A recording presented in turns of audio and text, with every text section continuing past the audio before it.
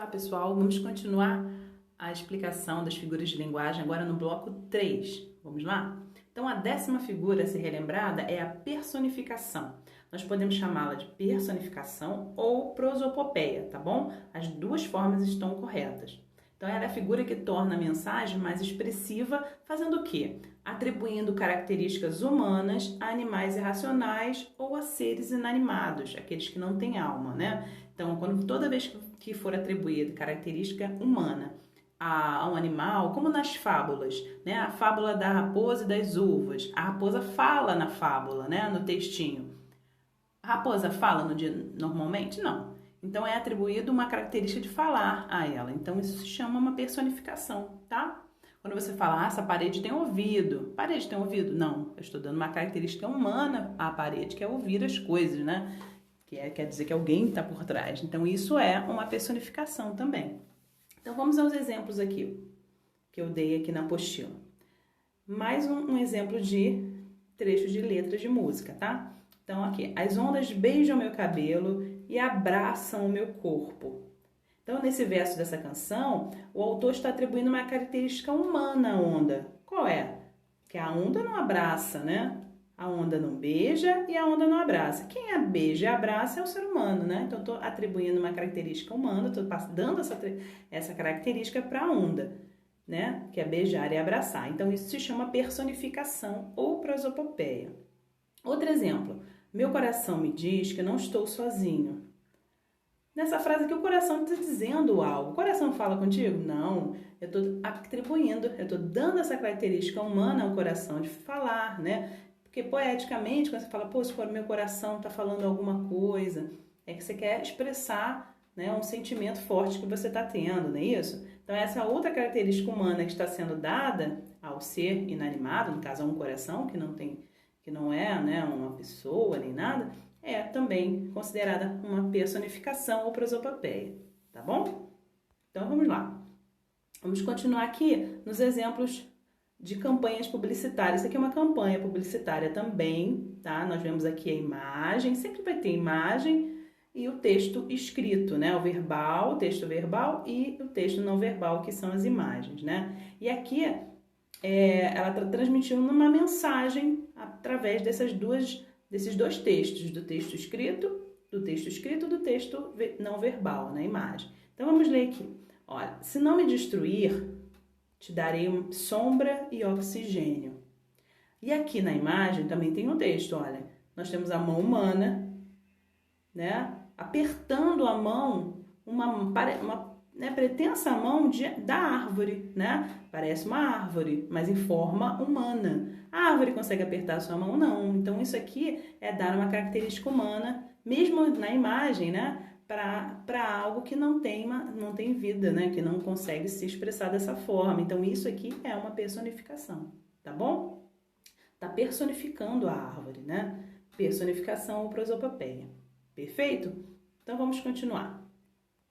A 11ª é uma figura de som. Essa figura vocês devem conhecer muito, porque desde lá do 4º, 5º anos, vocês já vêm, né, tendo contato com ela, que é conhecida como onomatopeia. O nome é estranho, né? Onomatopeia, é grandão. Então, o que seria a onomatopeia? É a figura de linguagem na qual se reproduz um som com um fonema, uma palavra, né? Então, a gente vai reproduzir o quê? Os ruídos dos veículos, brum, né? Os gritos, os sons de animais, né? Do grilo, né? Cri, cri, cri, né? Ou sons da natureza, né? Todos esses sons expressos em escrito, né? Como a palavra, nós chamamos de onomatopeia, ok? Então, vamos aos exemplos aqui, ó. Adoro ouvir o cocoricó do galo de manhã. Cocoricó é o quê? É a expressão escrita do som do galo cantando, não é isso? Outro exemplo, aquele carro que passou muito rápido, vrum, né?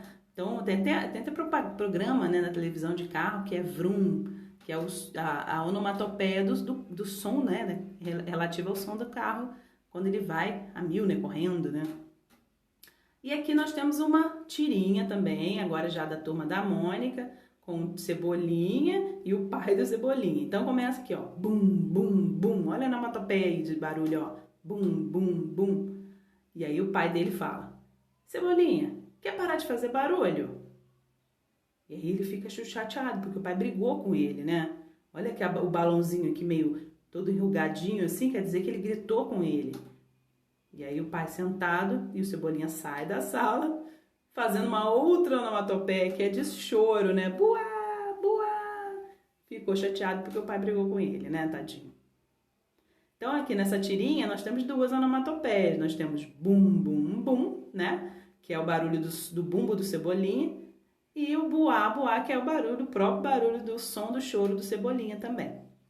Então aqui eu coloquei para vocês que de todo jeito o pai do Cebolinha não vai conseguir o silêncio que ele quer com o filho de jeito nenhum, tadinho.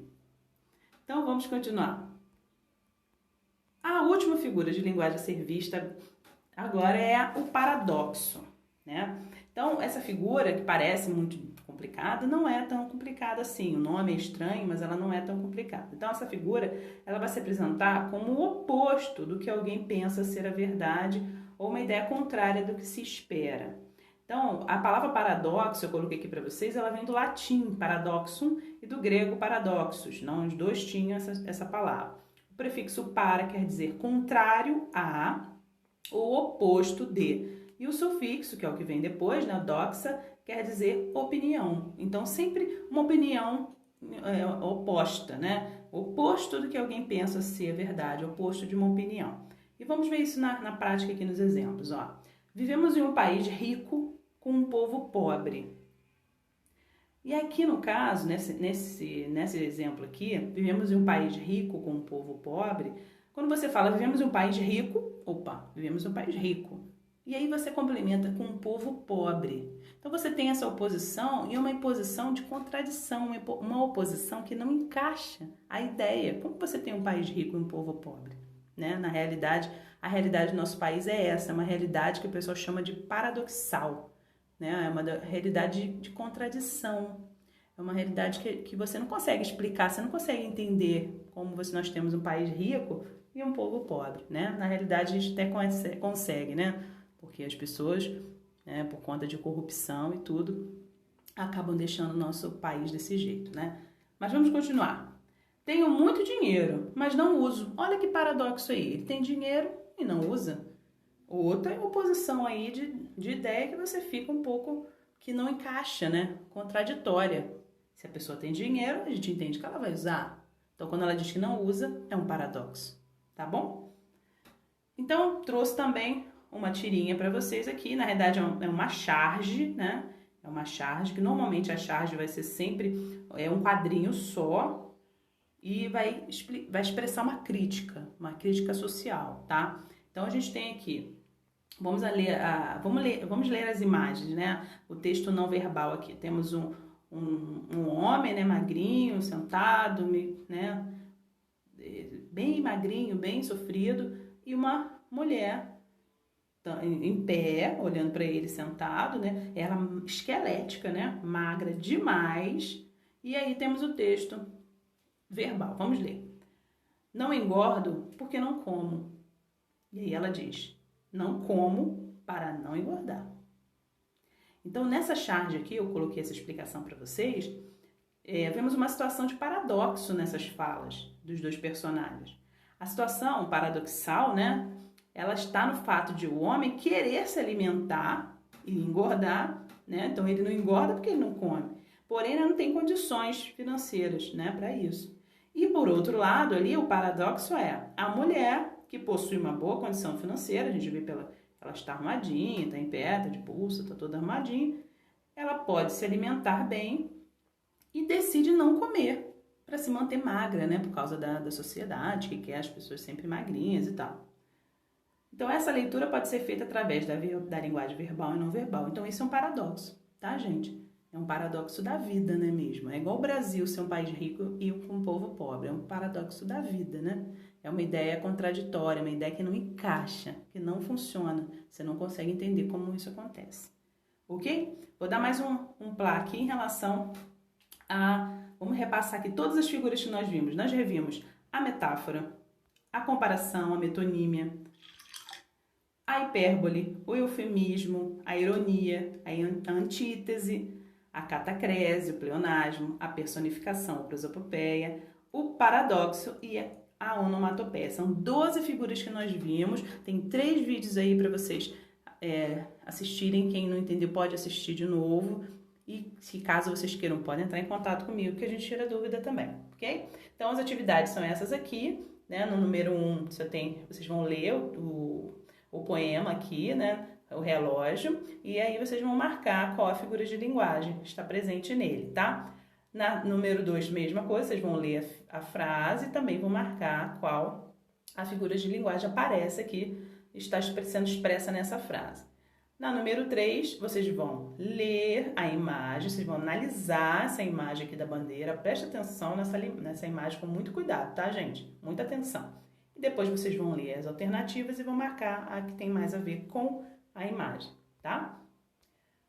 Nessa aqui, na número 4, que é a última, vocês vão ler a tirinha do Níquel Náusea, dos ratinhos, né? E vão marcar também a questão que vocês acharem que tem mais a ver, que tem as figuras de linguagem presentes aqui nessas tirinhas, ok? Ok, então um grande abraço para vocês. Essa apostila veio também com o gabarito da atividade 2, que eu também fiz o vídeo explicando, tá?